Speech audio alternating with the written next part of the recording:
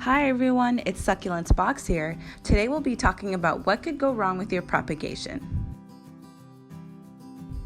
While you usually won't get a 100% success rate with all the leaves you propagate, the first thing that could go wrong is picking the right leaves for propagation.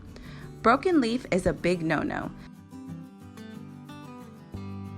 Second is too small or baby leaves. They won't provide enough nutrition for the new pup to grow.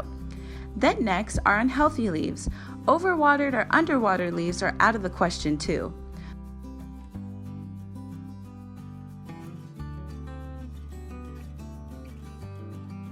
The right leaf is a big plump healthy leaf like this.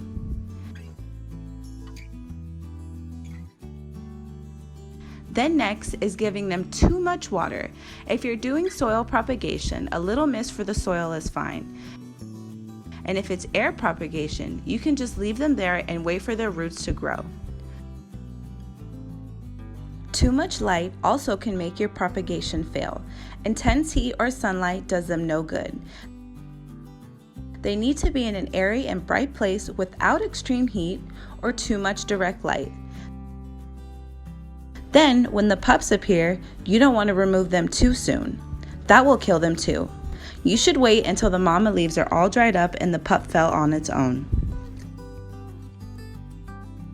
When you've done everything else right, then the pups just won't show up, and it could be that you picked the wrong type of succulents to propagate.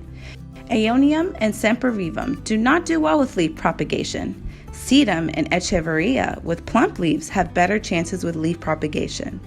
And that's all for today. Good luck with your propagation. See you next time.